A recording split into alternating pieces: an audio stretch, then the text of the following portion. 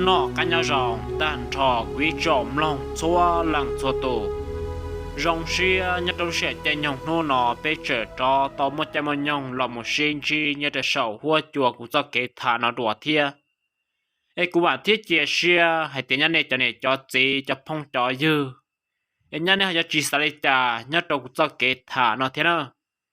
ngoài chẳng vì do tao o bên hu thọ là một nó là vì tao khó của cho đã năng chỉ chuyên chùa vì đâu khó nênยังbao hay tiệp bên mong một cáiคืนtàu tràn tàu dạ chỉ nhất đâu sẽ chạy nhung nu nọ chỉ cú cho cam ba tàu đi ra nọ ấy cũng cho là một thà rồi bây giờ là tầm lòng thia thế chỉ ta lên đó sơ nhớ lại cho nọ là qua mua toa lên đó ít tu chín giờ và nhất đầu xa tới cho là chùa nọ sơ mình là cú tàu mua thà thế biết kia cho cú hay tiền nhớ lại cho nọ là cú chở mua luôn bài hay tiền nhớ tàu cú rò là tiền nhớ tàu chế một đa mà quy ra cháu thiết dòng trái thì sẽ更高cho nên nó quy mất thả sợi chế hay tiêu quy tụ chín giờ nó nói biết sớ đã thế là tông cả xia thiết tàu tàu rồng vấn đề thầu bên lòng tàn đó cho nên nó cũng thay đổi cho chờ biết chỗ này vật gì cho phong ngoài dư em biết chú mẹ xuyên để làm nó cũng cổng lòng nhớ đi cho nó thầu bi có một tuần đi thầu sầu thì nó ít trộm lòng sẽ đỡ mà chỉ nhớ lúc này chạy thầu và tên này tê gì là nhọc hóa tờ lòng nho tới lu giò mà nhớ trâu giò nó mà nhớ trâu bó bể luôn là cậu trông mà nhớ liệu vấn đề thầu và cho này cho gì là do khi làm nhớ trâu giò ta mà cho này cho gì nó là dân trò tới cho lẩu nâng và lại là một sai nhớ trâu thà chọn ta sẽ bỏ xỉ nho thì sẽ bỏ rồng nho nọ chỉ ta trò lại lúc này giò ta chỉ là tụ tư cho lẩu nâng chỉ là những món trò tôi một sai nhớ trâu rừng tiền đó mà nhất là rong tiền đó mà cái lúc này rong tiền ở đó trở thế nào giờ cái là một nho tên nhỏ và trẻ và tuôn từ trên xe nho tàu thà chạy để bê bùa tại vì khó khăn nhất là lúc rong tiền đại sự mà nhất là chuyện đó mà cho cái tên này trả là cuộc lòng nho cho trống lại thiệt đó mà là họ là một trâu lại chỉ chỉ mà năng nho tàu rong tiền này kia liền cho nên chỉ cái tên năng trả nó là tàu là một sai nhất tàu rong tiền thiệt là một sai để tên nhỏ áo nó vào hồ chỉ quý là tí cho áo rong ta rõ thế nào cho nên có cho nên đó chỉ chú ý tên là hay có cho là câu để sáu sư chỉ riêng của tàu món nọ là lại tôi bỏ ta chỉ là nhìn nhớ ta kể lô chỉ cho cái tên mong nọ là thế tàu là một sĩ phá sĩ giàu chỉ tu lo họ lo tu chỉ lo nếu họ cũng chỉ lo thế nào ta chỉ mà lời sĩ giàu chỉ là tí ban hết cái tí cho nên trời khi làm nhớ tàu lúc này giòn tàu cho nên từ làm nhớ tàu tê trời cho nên uốn nọ vào hồ là do là một uốn leo tê nhớ tàu tê có 1 tàu đó mà đây xí xía ta do đó là mà đây xía thì họ chỉ tàu đây nọ lì mà vì cho khỏi thì nhớ tàu thay chọn đó mà cú trở mà lấy tu nhật ra và giờ nhớ tàu thay chọn đó là chạy ô là uốn đây trời sông làm đây sống ta kể ta chỉ mà cho kia cho lúc xưa hỏi thầu và chấm đây nó xía kia là cho nên cha chấm đây nó chỉ là dùng này và cho nên đây trâu tua chỉ là warm lo họ tí cho nên đun chia sư dùng này phi chẳng xía kia li cho nhớ trâu lúc xưa đó mà là cú trợ chỉ tàu phi tên nhỏ đã tên đã chờ lấy là cú họ chỉ tàu là mù bao nhớ trả lời này giòn đại thiết cho nên họ cú chỉ bao hay tiền nhớ trâu giòn đó giờ mấy tụi nhớ ra và nhớ trồng tàu cá lú giò lấy tiệc cá tha ăn đó là chỉ có nó mà hầu nhớ có tàu thò mà lấy thế này tàu pu con pu lồng được con nọ thế thế chỉ mò cần nhớ đâu có chế năng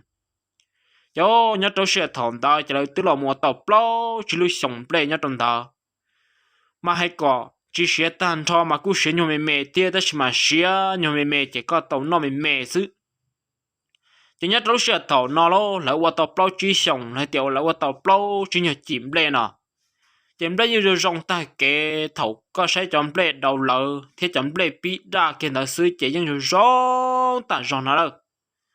ta chỉ mà có một bị mọt ta chỉ có tua cho chỗ thì giờ đã chỉ tôi mua giờ lấy à uli trả lô lên chỉ bóng đã thù nhân tàu à họ dùng để chỉ tàu nọ kia là chỉ có một giờ chỉ tàu ở bên nhổn na cho là một nọ xứ chỉ nhớ trâu xe thầu nọ chỉ chỉ này cho gì là cũng là một nho trong đó chỉ là cũng chết ba ta rồi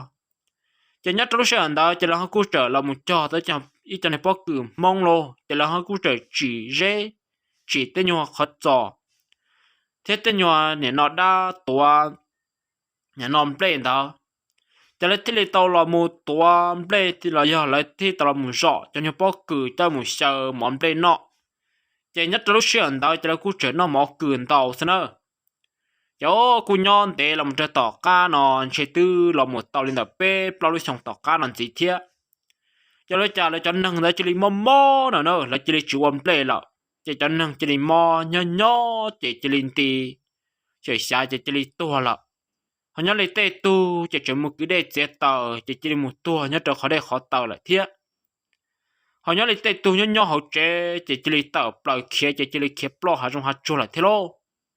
yo nhớ trong sữa thầu nọ chỉ cho năng chỉ blo tua thiết là chỉ tua nhộng là sữa là nhớ chỉ nó tua hoặc là hoặc想领导师chỉ nhớ là muốn nhớ trong sữa đó chỉ ô tê để tê gì là không quan nhớ lô chỉ là trời thì ô nhớ trong giỏ non chế mua tê dạ và chờ nhớ trong nó là chỉ là cú chấm lấy tôi giờ và cho sai và nhớ trong tàu này cú giỏ nó thiệt chỉ là thế là tàu cho đi ở bên lưng nâng cho cá tàu tôi muốn sai nhớ trong tàu này giỏ nó lô chỉ là tôi muốn cho để tàu này sâu nó chỉ là thế tàu thọ tụ sâu nó sai ta chỉ tụ sâu nó cho ô chỉ mình nhỏ lô nên muốn nhớ tàu thay chọn đó mà cú rong cơ cú tàu một bọ tất nhiên mà tại đây cũng sao nào mà cú ấy thật chầu ở rong cơ là tất nhiên mà nhớ lên đây thật chọn đó mà cú mấy thủ đa chỉ ở nhau cho hậu là trong đây thằng này một tàu chế lên nó là chỉ thủ đa đã chủ lòng đó nên nhau cho hậu và hậu chế nhưng lòng nhau cản để nè cho nên chỉ nhẹ tu tư cho nên qua cỏ tua thế này mua cỏ qua này xuyên đường trừ còn này kia một tua này tọt tệ chỉ nhớ trong này lúc này giòn đó chỉ đi tua nhộng lên nó là giờ này nó giờ này xa hay tiệt này ở ôn năng gì tiệt là chỉ thọ này họ tạo kiếm nhớ đâu họ chơi chia là xuyên này họ đã cá là muốn đó bên nhớ đâu cũng rõ tao nó xí lô chỗ chỉ nhớ đâu sợ nó chỉ là đó cá làm sao mà chơi chỉ là suy thả suy không qua lô chỉ là chơi tiền nhớ đâu thắt chờ nó mà hay cho tên họ áo nó vào hậu xứ mà rong ta rồi chỉ xa kia kia nó đâu tất nhiên mà cơ chả lúc bằng là lô chả lại chơi hệ tiền đi nó nữa bé chơi sư từ kia mù tất nhiên mà bé cho kia ta nhỏ kia gì chỉ bé kia một cho họ tư chỉ bé mình nhỏ không tạo sự chỗ nhỏ trâu sườn ta chỉ nhỏ tại li bao chi gì nhỏ tại li cầu tại gì lô chỉ trên vật chơi chỉ lấy những chỉ thuộc kia để lọ chỉ nhỏ tại li bao chi nó tọt ca chỉ cho nên chỉ lấy khiến chưa mong to lại lô chỉ tôi chỉ bỏ hết tiền chơi là tôi kia mình tao để bị cho là nó chỉ là kia một cho từ bỏ cái tiền phong dư nhau họ từng xin nông sẵn khua giờ thì nhau tàu kể thì nhau tàu xin hậu chỉ là một lòng nhau và sao và xua lên tàu chỉ nhau tàu này cú giờ nó chỉ là tôi chỉ tua mù kia để lợi chỉ cho nhau kể là tôi po cho họ tên nhau họ lại kể thì tua kể đòn chúa càng là thiệt họ tới tuần chua xí tàu kể là lô chỉ cú trở mới ban cứ tìm mong đó chỉ là cú trở tôi một uẩn lụa nhau tàu lu giòn tại thiệt mà là cú trở em đâu ấy sao tôi một mua nó đâu chỉ là cú trở thì ăn nhau tàu này giòn đó mà là cú tứ tàu làm nhau tàu trong là mà là cú tàu tôi một chi nhau tàu lu này giòn đã hà là chỉ là cú tàu nổi thì nhau đây còn nó tàu bể bỏ một giòn là chỉ nhau tàu chỉ cứ tìm mong cú trở tàu thả hay thì ô cho nên một khả trong bộ bé mà chỉ mới nên rõ mong của lo cờ nhá trong bộ bé thế nữa mà nên một khả năng trên đó bảo lúc này trong là được bao sáu chỉ tàu lan được bộ tàu u chỉ nhá được bộ tàu ta mà nhớ lên đó bé lúc rõ nó một trong bộ tàu lại lúc rõ to chỉ một lít bao số mỏng kê mà nhá một cái tàu cho to xem đợi tệ xí nữa chỗ nhá trong xe tàu nó chỉ bên này cái tìm mong nó muốn học bao lần cỏ chỉ bên này cứ tìm mong là thế này tàu trần trọng thêm đợi tệ xì li hải lô chỉ bên này bưởi tệ trò mù lô chỉ tôi chỉ ô bên này từ một mòn tao một xó chỉ từ li rồi thế lô chỉ từ giờ và dậy lên tờ bê mông là một tờ bao mông đó là chỉ là mà li bưởi tệ trò tôi một chỉ là tôi một chỉ mà tôi một bưởi nhau được bưởi tao lu rõ sự mau im mệt bia là cả liền nó cho nên cha lời trở tua mù chỉ tròn tu nhớ được bao tọ tu rõ nó lô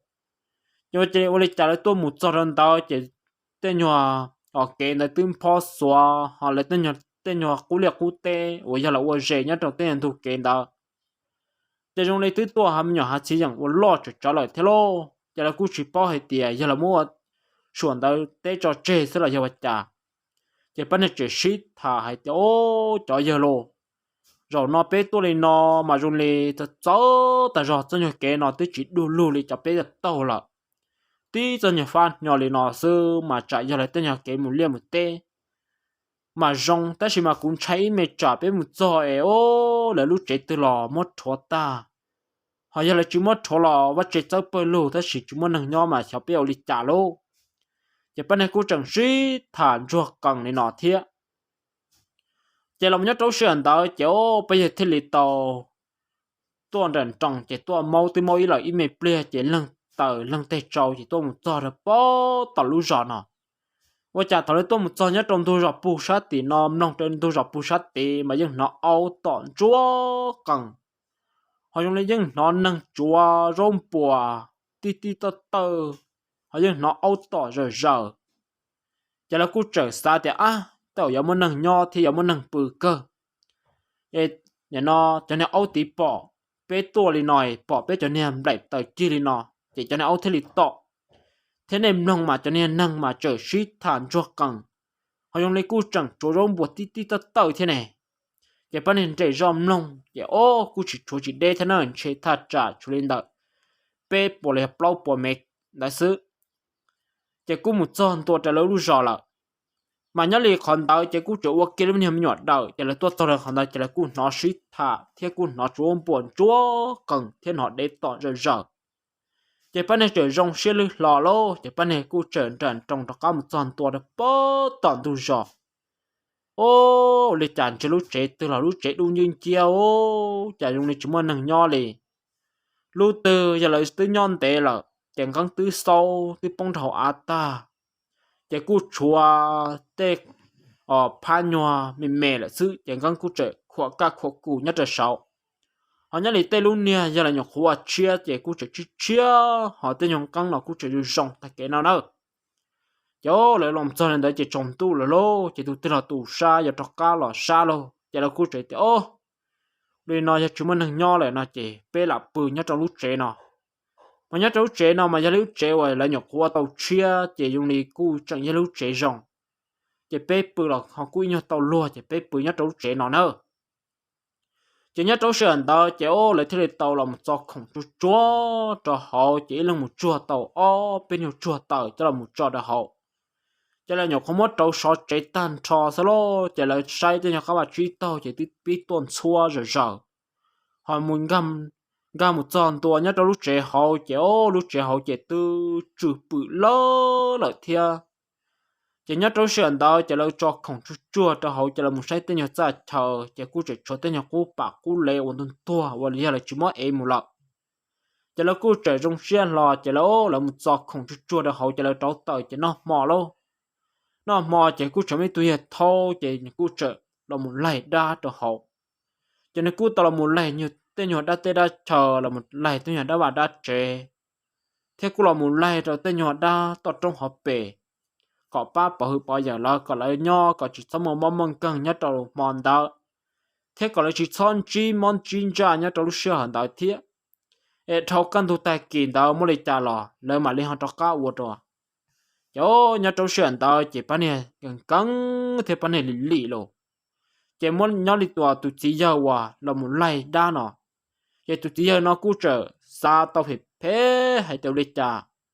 bé tôi cho tí tí nó năng shit thản cho càng họ áo tỏ rồi dở sự u lấy chạy bé tôi cho họ chỉ lên chưa mong tao nó lại giờ mua đã chỉ lô chạy trả giờ lúc rõ nó giờ ít lúc rõ mua đa là giờ ít lúc chế mua đa nhau họ tư chẳng chế tê tí năng chỉ lên chạy lô chỉ cho nên tí năng là chỉ lên kia ta là chỉ là mình nhớ trâu sữa nó chéo tụi giờ nó sao phải phê lô chỉ cho nên đấy mà gì cho nên lúa rõ là chỉ cho nên đó một trò chơi sát thì lì chỉ cho nên chỉ lì bự chỉ cho trâu rõ lại solo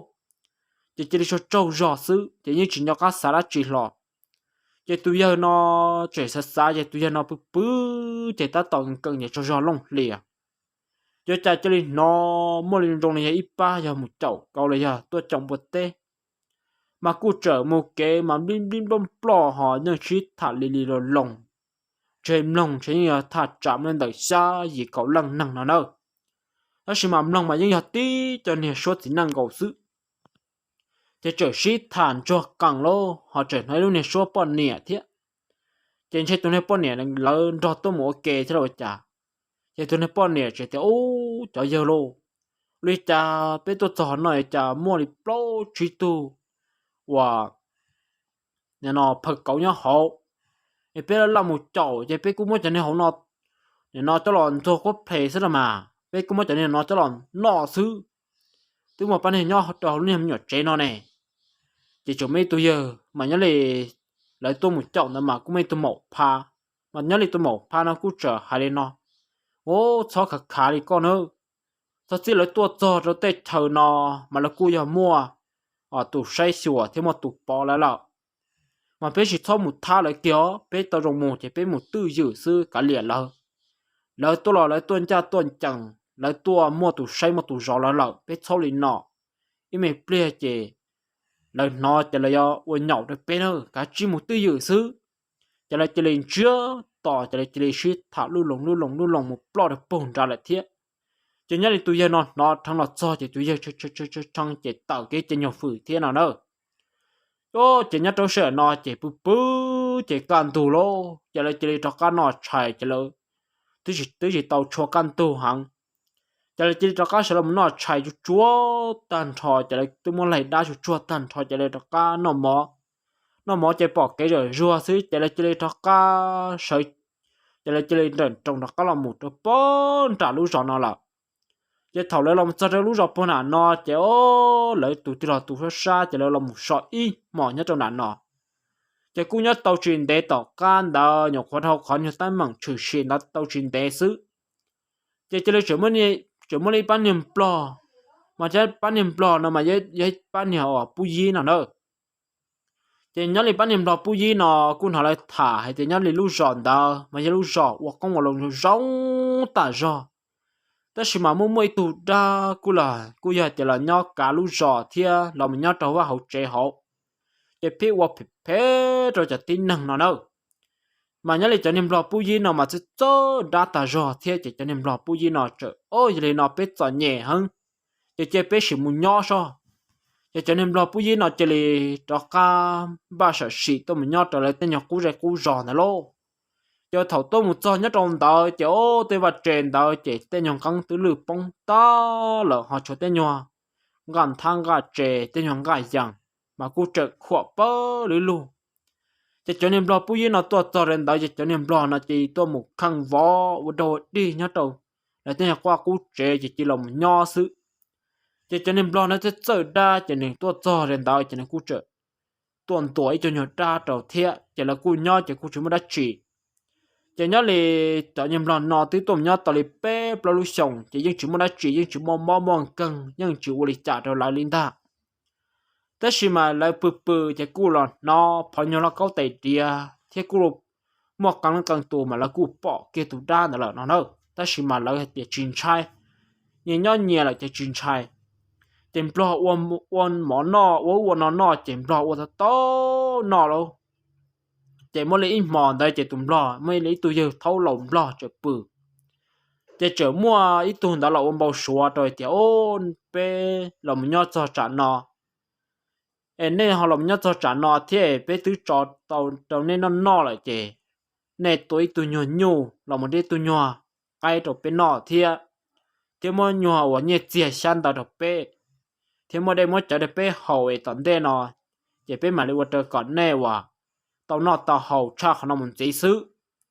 cho nhớ lấy tụi giờ thông lo lầu nó chỉ lấy chỉ thằng lòng một giờ chỉ ô lấy trả bao số cháu lo cho nhớ lấy tụi giờ thao lòng lo bao gì nó chở can tồn tại chỉ tụi thao lòng lo bao gì nó chở mùa hu tàn thọ lại chế năng đó là do hu tàn thọ lại lú giòn đó tôi suy thả nó mà nhớ lại xong tới chỉ ta tỏ và cho nên lo bùi gì nó và lại cho nên lên tới chỉ ta tỏ chỉ đua rồi là lô chỉ ta tỏ pin gồm lông con là giờ thì ta tỏ và cho nên plan mò chỉ ta tỏ chơi rồi ta tỏ giờ thảo lên tới thiệt chỉ tụi hết tháo lồng lò bùi gì nó thì hồ tàn cho lại lúc này rõ họ tôm xí thả lô chỉ nhớ lịch sống đó chỉ là cú trở xin bạc càng tiền ua lọ ua có biết tao nó tao họ sẽ chỉ dân ua cơ chỉ nhớ trong sống đó chỉ là cú trở ua tới cho nhột vô tới từ bùa thì từ nhô thì từ chỉ chỉ là cú vô tao biết tụi nó chỉ là cho là một bao nào đâu là cho là một bao nhỏ đó tê ra thời cho là một bao để tôi nhỏ đa dễ đa rõ họ có bác bảo hử có tao nó tao hậu muốn gì xứ nó nè cháu nhớ trâu xe thằng ta chỉ cho nên block bút gì nó trở qua tông cây nó xe ta chỉ sát tiền tới ta cho lô cháu vấn đề thầu mất xe ta cho đến tới trong chỉ là do nó cháu tụi tháo lồng block bút gì nó ya tụi bao chỉ tụi tháo lồng block bút gì nó trở một hồ tụi đau là một số trở tụi block nó cháu lấy cha là một hồ trở tụi này nó đan để nó ta sẽ chỉ chấm lấy dù chấm lấy tụi tháo trả hay nó chính xác cho nên nó sẽ mà chỉ muốn đắt chỉ thế chỉ ta lên đó nó là bé mất cho những đen nhọt chờ nè chị bé chỉ muốn đen mất chờ này chị bé chú chỉ tàu chị bé cho gì cho xứ bé cho gì chị bé thì chờ nó chị bé này cho gì cho lo bé này cho gì cho họ luôn niệm nhỏ hu ta cho chị lần chơi khỏi gì cho họ chị mới thâu trời lùa trời thua hay tiệt uli cha đã nói chắc cần bao tư hệ lệ hệ năng tư ở trong mong nhau chỉ tàu lệ tư chế tạm bao tất xí máu lệ cha trở là một họ biết cho nên gì thế lô họ biết cho nên gì năng sư cho nên đã nói chế chỉ đa lệ họ chỉ ban này trở gì thả cho chuyện luôn cho cần nó đâu chỉ nhớ lệ tụi tháo lồng lo nó trở hay tiệt ô này sau hải này lại cháu chỉ trở cháu thì tiệt tất nhiên mà nhớ lệ tụi tháo đó cũng trở mất thua lại thế lô chỉ đa bao luôn trên lấy nhọc khốn nó lên tới tan cho tao lấy plau truy nô tỏ ca trên để cần chúng lấy ít nhuận lút thì tỏ ca nó xứ chạy chỉ lấy cho nên lo để chạy chỉ lấy tua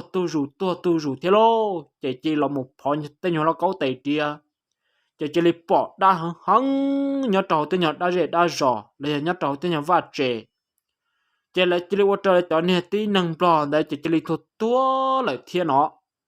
chỗ là bao thì nhớ chỉ tàu là thế lô cho nên chỉ là kia tàu nhớ đâu rõ hậu thiết